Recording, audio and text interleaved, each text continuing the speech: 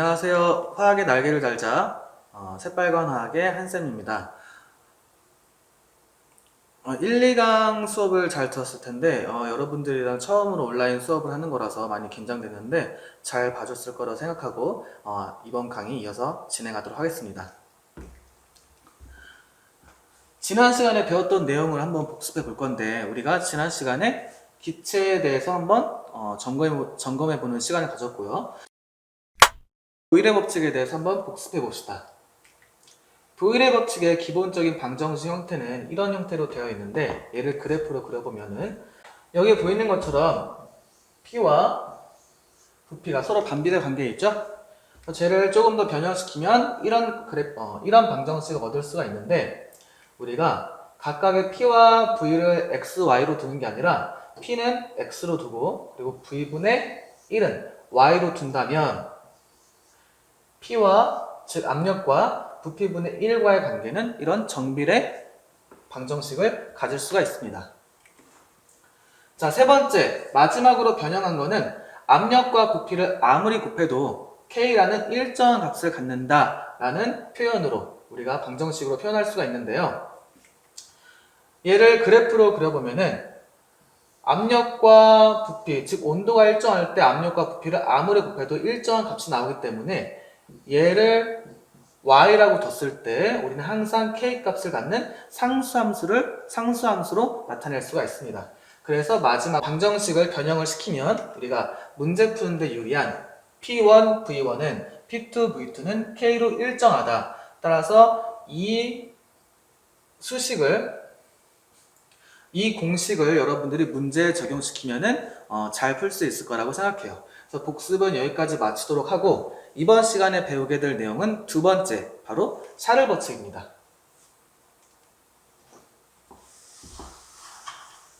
샤를 법칙은 여러분들이 중학교 때 많이 배웠을 거예요. 그래서 간단하게 먼저 설명을 해주면 샤를 법칙 같은 경우는 압력이 일정할 때 온도에 따라서 부피가 달라지는 그런 법칙을 바로 샤를 법칙이라고 합니다. 그래서 여러분들 교과서에 있는 탐구 내용을 같이 봅시다. 기체의 온도와 부피 관계를 알아보기라는 탐구인데 목표는 기체의 온도와 부피 사이의 관계를 설명할 수 있다. 그래서 준비물과 과정이 쭉 나와 있습니다. 여기 나와 있는 표에 나와 있는 숫자들을 이용해서 우리가 문제를 풀면 되게 좀 어려울 거예요. 왜냐면 공식 자체가 숫자가 200, 300 이렇게 떨어지지 않고 273이라는 숫자가 나와야 되는데 우리가 경향성만 지금 한번 봐볼 겁니다. 자, 온도가 점점 올라감에 따라서 부피는 점점 어떻게 되고 있죠? 그렇죠. 부피가 증가하고 있죠. 그래서 이걸 봤을 때 우리가 알 수 있는 거는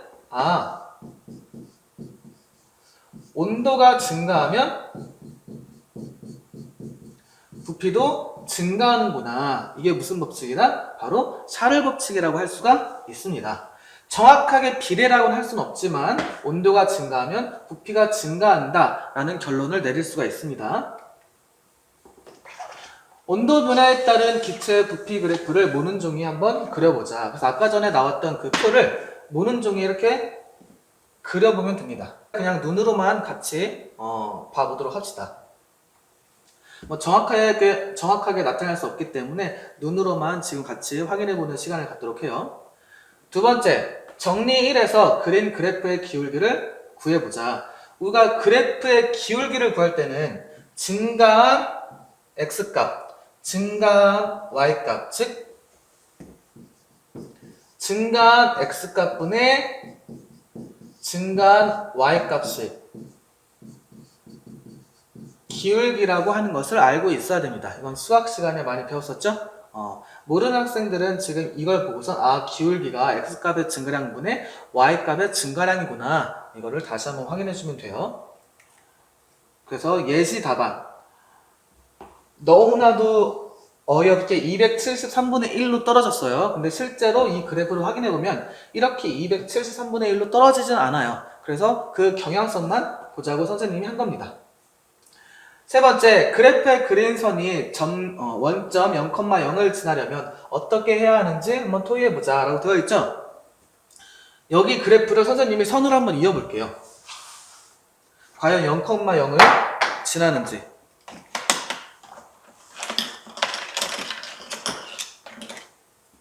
자, 이렇게 책을 놓고 선생님이 한번 그래프를 이어서 그려보면은 0,0을 절대로 지나지 않겠죠?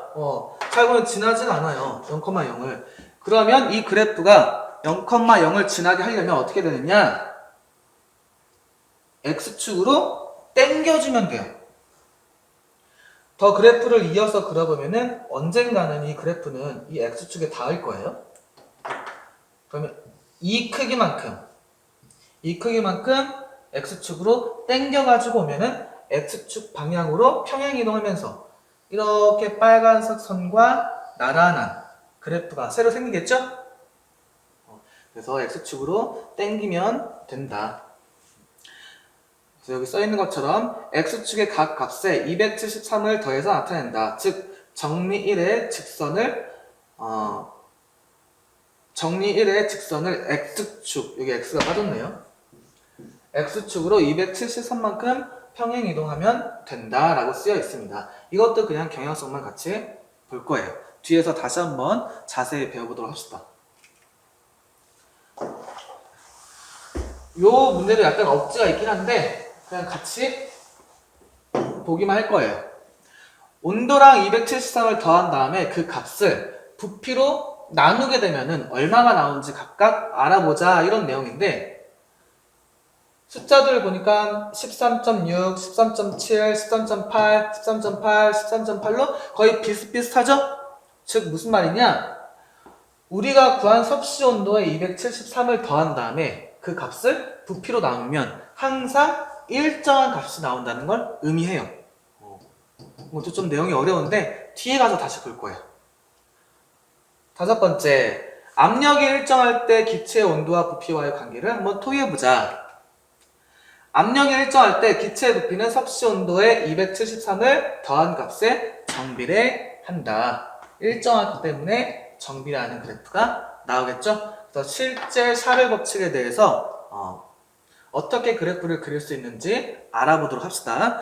기체의 부피와 섭씨 온도 사이의 관계를 알아보는 시간을 갖도록 해요. 샤를 법칙의 정의가 이렇게 됩니다. 샤를 법칙에서 기체의 부피와 섭씨 온도 사이의 관계는 일정한 압력에서 압력이 일정할 때 기체의 부피는 온도가 1도 높아질 때마다 0도대의 부피의 273분의 1씩 증가한다. 그러므로 기체 부피를 다음과 같은 식으로 나타낼 수가 있다. 어떻게? 이렇게 나타낼 수가 있다. 근데 얘 좀 갑자기 나오니까 헷갈리죠? 선생님과 같이 한번 알아볼 거예요. 우리가 0도실 때 이때 부피를 V0라고 합시다.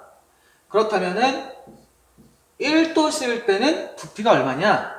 일단은 우리가 뭘 알아요? 온도가 올라가면은 부피도 증가한다는 걸 알고 있습니다. 일단 0도실 때보다는 부피가 더 커야겠죠? 얼마만큼 크냐? 1도 높아질 때마다 0도시의 부피의 273분의 1배씩 증가한대요.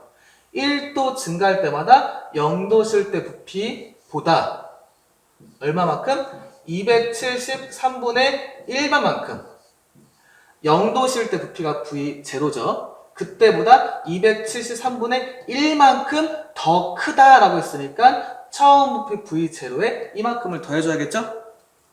그럼 2도시 증가할 때는 0도시 부피보다 부피가 더 크겠죠? 얼마만큼? 273분의 2배만큼 더 커지는 겁니다. 1도 증가할 때 273분의 1 V0 또 여기서 1도 증가하면은 273분의 1 V0를 더 더해줘야 하기 때문에 이런 숫자가 나오게 돼요. 그럼 3도시일 때는 0도시일 때 부피보다 273분의 3v0만큼 더 커질 수 있겠죠? 그래서 얘를 일반화시키면 어떻게 쓸 수 있냐? t도실 때는 v0 더하기 273분의 t도시라고 했으니까 t배만큼 증가한 거죠? tv0라고 쓸 수가 있습니다. 그래서 이 수식을 한번 정리해 보면 우리가 마지막으로 얻을 수 있는 t도실 때, 즉 이 t도실 때 부피는 처음 부피 더하기 273분의 tv0라고 할 수 있는데 얘를 v0를 앞으로 빼낼 거예요. v0를 앞으로 빼내면 v0 가로치고 1 더하기 273분의 1t라고 쓸 수가 있습니다. 그런데 얘를 선생님이 한 번 더 변형을 시켜줄 거예요. v는 273분의 v0분의 얘랑 v0랑 1이랑 곱해서 v0가 나와야 되니까 여기 있는 숫자랑 얘랑 곱해서 v0가 나와야겠죠? 그럼 여기는 273 더하기 여기는 누구만 남아요? t만 남죠? 이런 식으로 구할 수가 있습니다. 그래서 이 수식을 그래프로 나타나면 이런 그래프로 나타낼 수가 있어요.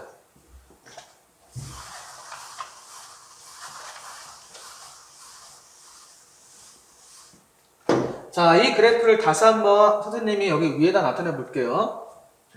V는 273분의 V0 그리고 T를 앞으로 그냥 뺄게요. 273 얘를 어려워하지 말고 V를 Y값 그리고 여기 있는 T를 X로 바꿉니다. 그럼 X값 앞에 있는 이 숫자는 뭐가 되는 거예요? 바로 기울기 A가 되는 거죠?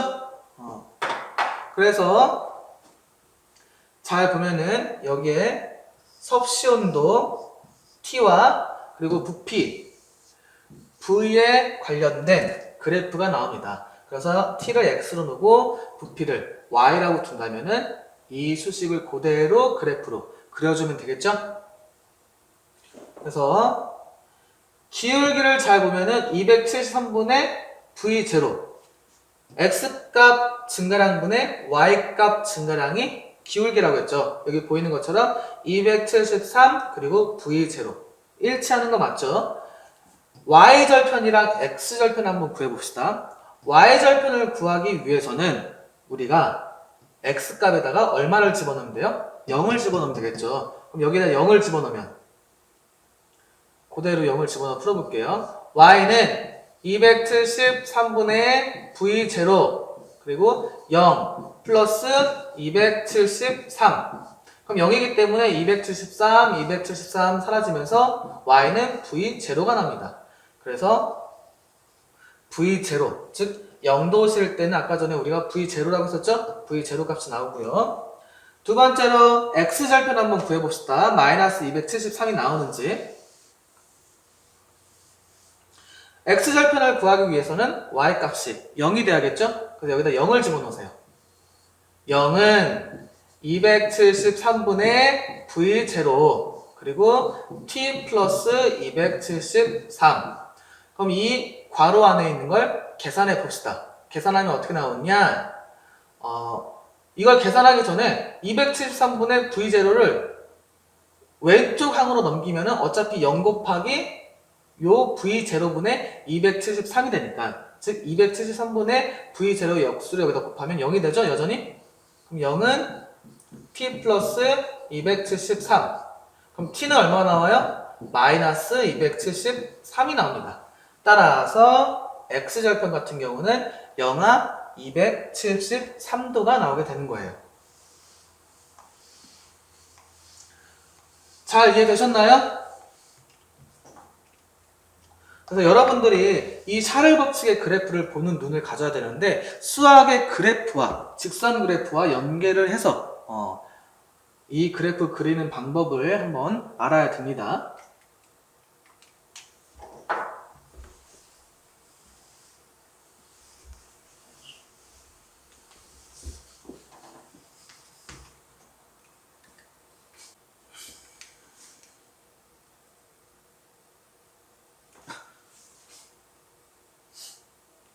자, 다시 한번 이 그래프를 보게 되면은 잘 보세요. 우리가 그래프가 마이너스 273,0으로부터 시작하는 것보다 0,0에서 그래프가 시작되면은 y절편도 없고 x절편도 y절편과 x절편이 모두 다 0이어서 훨씬 더 편하게 그래프를 그릴 수 있겠죠. 그래서 아까 전에 탐구에서 했던 것처럼 x축으로 당기는 겁니다. 얼마만큼? 273만큼 당기는 거예요. 그래서 생겨나는 이 그래프, 즉 원래 섭씨 온도가 이 원래 그래프는 우리가 알고 있는 섭씨 온도를 가지고 나타낸 그래프인 거고요. 273만큼 x축으로 당긴 거는 기준점이 0,0이 되겠죠? 그래서 이 그래프는 바로 우리가 뭐라고 부르느냐? 절대 온도, 즉 켈빈 온도라고 부릅니다. 이건 뒤에 가서 조금 더 자세히 배워보도록 하고, 그렇다면 이 절대 온도가 뭐냐? 절대 온도에 대해서 많이 들어봤을 거예요. 273이라는 숫자와 관련돼서 많이 들어봤을 것 같은데 다시 한번 배워보도록 합시다. 일단은 절대 온도와 관련된 그래프를 선생님이 가지고 왔고요. 절대 온도이기 때문에 0,0에서 시작한다고 했죠? 왜? 섭씨 온도에 영하 273을 x축으로 당겼으니까. 자, 절대 온도는 정의가 어떻게 되느냐? 절대 0도를, 여기가 절대 0도예요. 절대 0도. 절대 0도를 0으로 하여 섭씨 온도와 같은 온도 간격으로 나타내는 온도 체계. 왜? 273만큼 x축으로 단순하게 평행 이동만 시켰기 때문에 나머지 간격은 다 섭씨 온도와 똑같습니다. 그냥 단순하게 273만큼 x축으로 당겼을 뿐이에요. 나머지는 전부 다 섭씨 온도와 비슷한 경향성을 보이고 있습니다. 그래서 섭씨 온도에서 273만큼 x축으로 당겼으니까 더해주는 거예요. 섭씨 온도에 273을 더해주니까 뭐가 나온다? 우리가 절대 온도라고 부른다. 그래서 절대 온도는 왜 만들어졌느냐? 쓰기 편해서예요. 왜? 0,0에서 시작하면 그래프를 그리기 쉽겠죠? 간단한 예를 들어볼게요.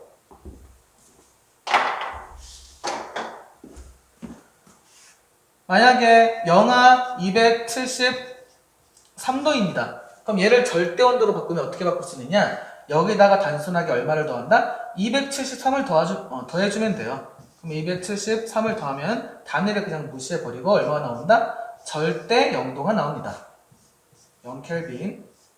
자, 두 번째, 0도일 때. 0도일 때는 마찬가지로 우리가 273을 그냥 더해주면 돼요. 그럼 섭씨 온도는 0도지만 절대 온도는 273 켈빈이 됩니다. 그럼 상온 27도로 봅시다. 27도를 절대 온도로 바꾸면 여기에 273을 더해주면 얼마가 나온다? 단위를 그냥 무시하고 300 켈빈이 나옵니다. 그래서 이 절대 온도를 쓸 때는 계산하기 쉽게 보통 상온이 27도라고 나오는 경우가 많아요.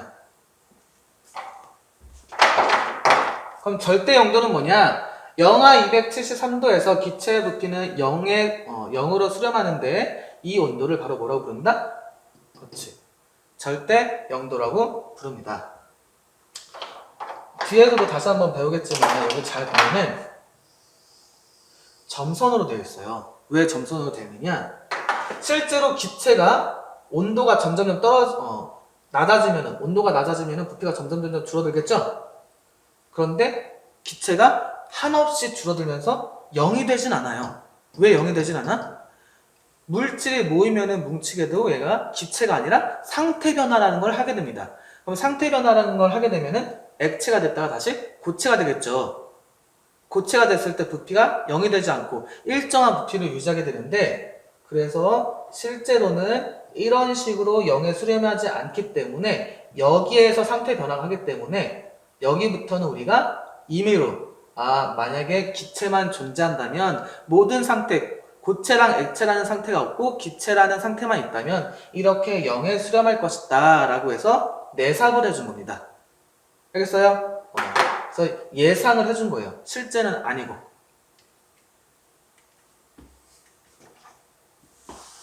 그래서 우리가 섭씨온도 그래프를 절대온도 그래프로 바꾸는 방법을 지금 배워볼 거예요.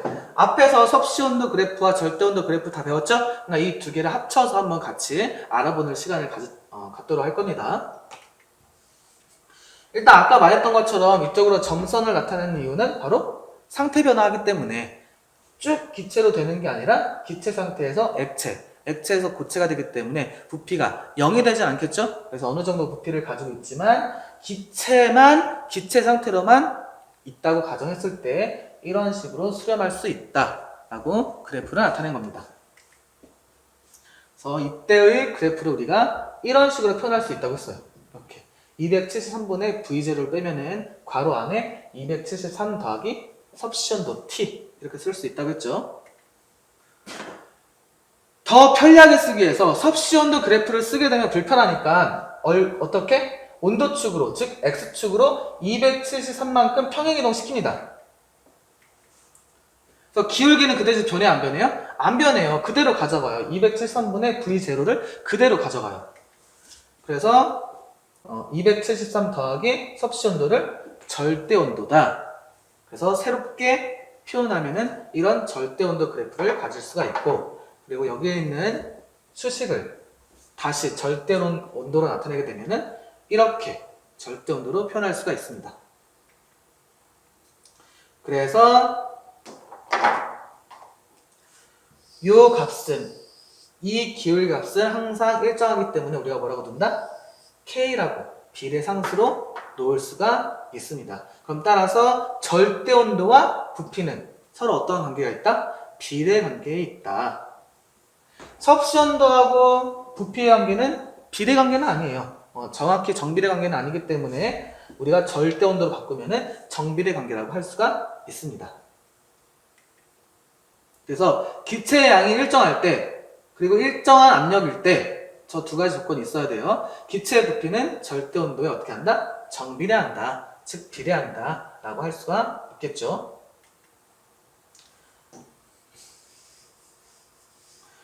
자, V는 KT 이렇게 그래프로 나타낼 수가 있겠고, 그래서 기울기는 273분의 V0인데 얘가 K 값이라고 했죠? 요 점에서 보게 되면은 이 점에서는 부피가 2V0 그리고 V1이라고 합시다. V1, T1 절대온도는 546. 요 지점에서 부피는 V2라고 합시다. V2는 V0. 그리고 이 지점에서 절대온도는 T2. 이때 온도는 273. 그럼 얘는 어떠한 관계를 가질 수 있느냐? 얘네들의 관계는 잘 보세요. 여기 얘를 한번 변형시켜 볼 거예요.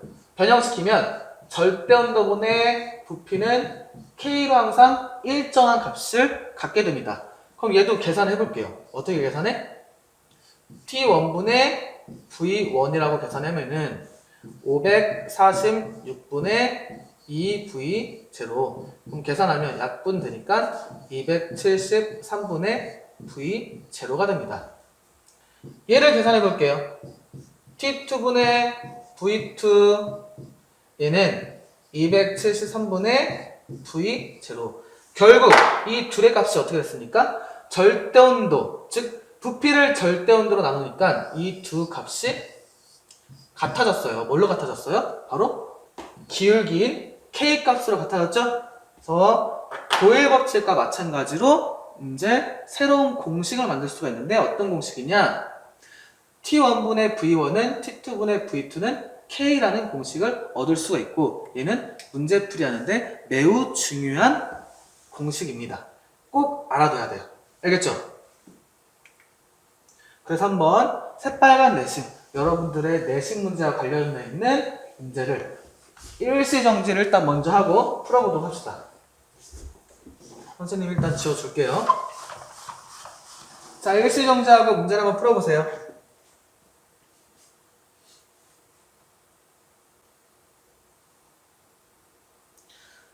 자, 다 풀었죠? 그럼 같이 문제를 풀 텐데 27도 1기압에서 부피가 10리터인 기체 온도를 변화시켰더니 부피가 5리터가 되었다. 이때 기체의 온도를 구한 것으로 옳은 것은 압력의 변화가 있다고 했어, 없다고 했어요? 압력의 변화는 없다고 했었죠? 그럼 얘는 일정한 것이에요.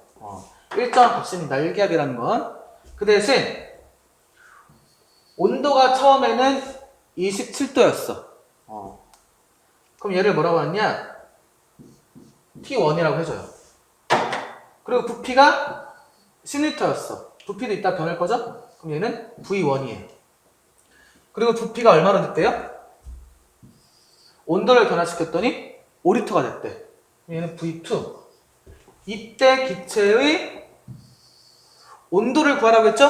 그럼 이 온도는 T2. 그럼 계산해 봅시다. 공식을 먼저 쓰고 T1분의 V1은 T2분의 V2. 그럼 각각 숫자를 대입해주면은 T1에는 27분의 그리고 V1에는 10 단위를 써봅시다. 여기에 도, 여기는 리터. 얘는 T2 온도 알아요? 몰라요? 몰라요. X V2 5리터. 이렇게 풀면은 X값이 나오겠죠? 이렇게 하면 된다, 안 된다? 안 된다. 왜 안 된다? 단위를 봐야 돼요. 지금 우리가 단위가 섭씨 온도로 되어 있죠? 근데 이 공식에서는 섭씨 온도가 아니라 어떤 온도? 그렇죠. 절대 온도로 하라고 했죠. 그럼 절대 온도로 고치게 되면은 어떻게 고칠 수 있느냐? 여기다가 얼마를 더해주면 된다? 그렇지. 273만큼 더해주면 됩니다. 그럼 단위는 섭씨 온도가 아니라 바로 켈빈 온도, 절대 온도가 되겠죠? 그럼 얘를 좀 깔끔하게 다시 한번 풀어보면은 27 더하기 273이니까 300켈빈은 300켈빈분의 10리터는 단위는 항상 쓰는 연습을 하세요. X분의 5리터. 그럼 X 옮겨가고 뭐 이것저것 하게 되면은 X 값은 얼마 나온다? 아이고. X는 150 켈빈이 됩니다. 근데 여기서 아직 온도를 섭씨 온도를 구하는 건지 절대 온도를 구하는 건지 안 나와 있죠? 근데 섭씨 온도를 구하는 문제라고 가정해 봅시다. 그럼 절대 온도에서 끝나는 게 아니라 이 절대 온도를 뭘로 바꿔줘야 돼요? 섭씨 온도로 바꿔줘야겠죠? 그럼 섭씨 온도를 어떻게 바꾸냐? 섭씨 온도를 바꾸는 방법은 바로 절대 온도는 섭씨 온도 더하기 273이었어. 그럼 섭씨 온도로 바꾸는 거는 이 절대 온도에서 273만큼 빼주면 되겠지? 그래서 섭씨 온도는 150에서 273을 빼준 값이에요. 그럼 이걸 계산하면 얼마나 나온다? 그렇지. 영하 123도가 나오게 됩니다. 마이너스라고 읽으면 안 돼요. 영하라고 읽으세요. 다 풀었죠? 어려운 친구들 한번 다시 한번 복습해주세요. 이 공식을 이용하는 거는 별로 어렵지 않은데 여러분들이 처음에 섭씨 온도를 절대 온도로 바꿔서 계산하고 마지막에 나온 절대 온도를 다시 섭씨 온도로 바꿀 수만 있으면 문제가 어렵지 않은 문제예요.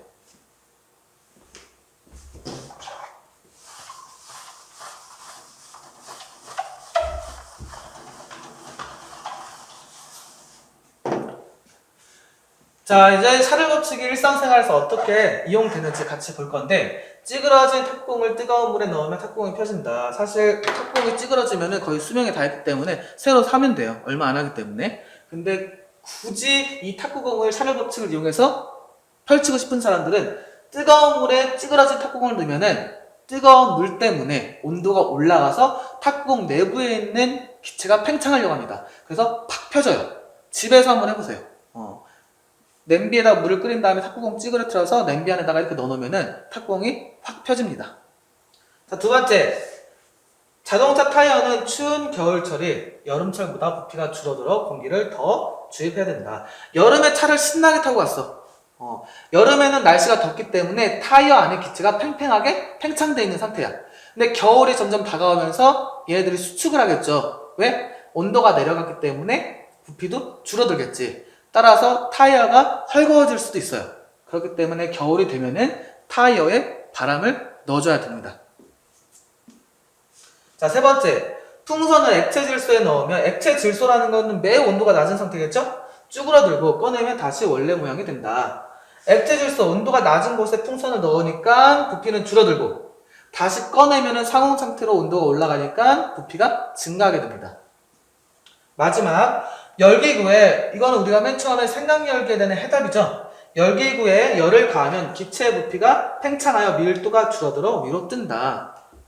선생님 그림으로 한번 표현해 볼게요. 열기구라는 거는 이 가운데 이렇게 불을 지펴서 기구를 뜨게 하는 원리입니다. 이 열기구 안에 온도가 올라가기 때문에 얘네가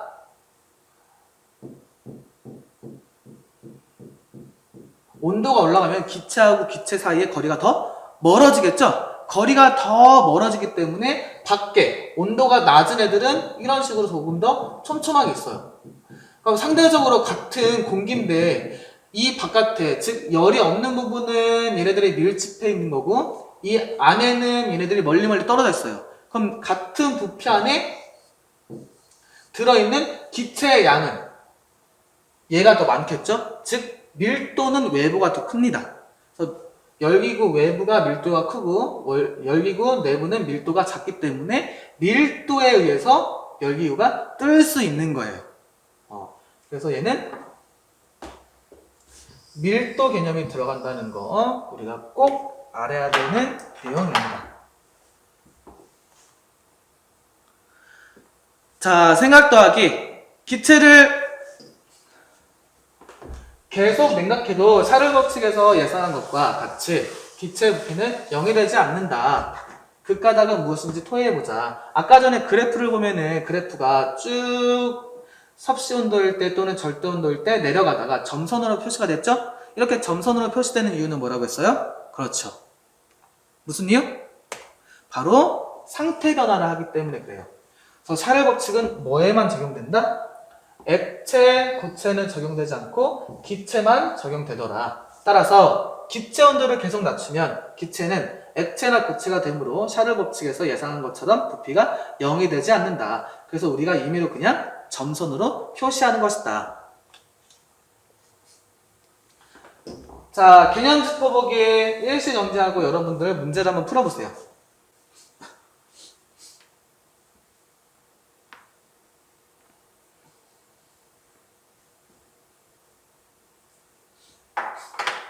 자, 같이 한번 봐봅시다. 20도씨 1기압에서 공기 30ml가 들어있는 주사기에 피스톤을 눌렀더니 공기의 부피가 일단은 변형이 됐죠? 그러면 처음 부피를 V1이라고 한다면 두 번째 부피를 V2라고 할 수 있겠죠? 주사기 안에 들어있는 공기의 압력은 단 온도는 일정하다. 얘는 일정하대요. 즉 온도가 일정하고 압력에 따라서 부피가 달라지는 거 무슨 법칙? 그렇죠. 보일 법칙이겠죠? 그래서 처음 압력을 우리가 P1이라고 하고요. 그 다음에 나중 압력을 P2라고 합시다. 그럼 보일 법칙 가지고 구할 수 있는 공식은 P1 처음부터 공식 한번 유도해 볼게요. 압력과 부피, 즉 온도가 일정할 때 압력과 부피 관계는 반비례 관계라고 했죠? 그래서 보일 법칙은 이렇게 된다고 했어요. 이렇게 반비례 관계. 그럼 얘를 변형시켜주면은 PV, 압력과 부피의 곱수 항상 K로 일정하다. 이렇게 둘 수 있고, 요거를 이용해서 우리가 변화됐을 때 압력 또는 부피를 알고 싶으면은 P1, V1은 P2, V2는 K로 일정하다. 이렇게 놓고 풀 수 있다고 했죠. 그래서 이거를 이용해서 각각 대입해서 문제를 풀면 P1, 1기압. 단위를 다 쓰세요. 분명히 말했습니다. V1, 30ml. 네. P2, 모르니까 X 곱하기 V2, 25ml. 그럼 계산해주면 X는 밀리리터 지워주고, X는 25분의 30 기압이 됩니다. 그럼 얘를 조금 더 깔끔하게 해주면 분모하고 분자에다가 곱하기 4 곱하기 4 해주면 얼마가 되느냐? 1.2 기압이 나옵니다. 이렇게 문제를 풀 수가 있겠죠? 기압이라고 해도 되고 또는 ATM이라고 해도 됩니다. 자, 이것으로 우리가 샤를 법칙까지 맞췄는데 보일 법칙, 샤를 법칙 두 가지를 모두 맞췄어요. 보일이 어떤 사람이냐? 여기 써 있는 것처럼 보일 같은 경우는 기존의 과학자들, 우리가 과학자들이라고 하면 이 당시에는 연금술사들이었어요. 값이 매우 싼 물건을 가지고 값이 매우 비싼 금이라든지 아니면 보석으로 바꿀 수 있다라고 믿고 있던 사람들이 바로 연금술사였는데, 이 연금술사들이 지금 생각해보면은 허무맹랑한 생각을 가지고 있는 거죠. 하지만 이때 이 연금술사들이 진짜 그렇게 금으로 변하는지 알았어요. 그렇기 때문에 실험을 계속 했겠죠. 그래서 이때 여러 가지 실험 기구들이 나오게 됩니다. 지금 여러분들이 쓰고 있는 여러 가지 실험 기구들이 나오게 되는데, 그런데 보일이 실험을 계속 하다 보니까 연금술사들의 생각이 아닌 것 같아. 그래서 이 보일이 강조했던 부분은 실제로 실험을 해봐라. 그리고 실험을 한 값을 가지고 한번 해석을 해봐라. 이런 것들을 강조를 했어요. 그리고 뭘 도입했냐? 바로 원자 개념을 도입을 했습니다. 원자 개념 관점에서 현상을 바라봤고요. 그래서 이 보일이 교과서에도 실리고 보일 법칙을 우리가 배울 수 있었던 거는 과학적으로 검증된 그리고 잘 만들어진 법칙이기 때문에 우리가 배우고 있는 거겠죠? 자, 이것으로 여러분들 처음에 대기압 부분 그리고 보일 법칙, 샤를 법칙까지 배웠습니다. 이제 다음 시간에는 뭘 배울 거냐? 바로 이상기체 방정식에 대해서 어떻게 유도하는지, 그리고 이 이상기체 방정식으로 분자량을 어떻게 구할 수 있는지에 대해서 알아보도록 하겠습니다.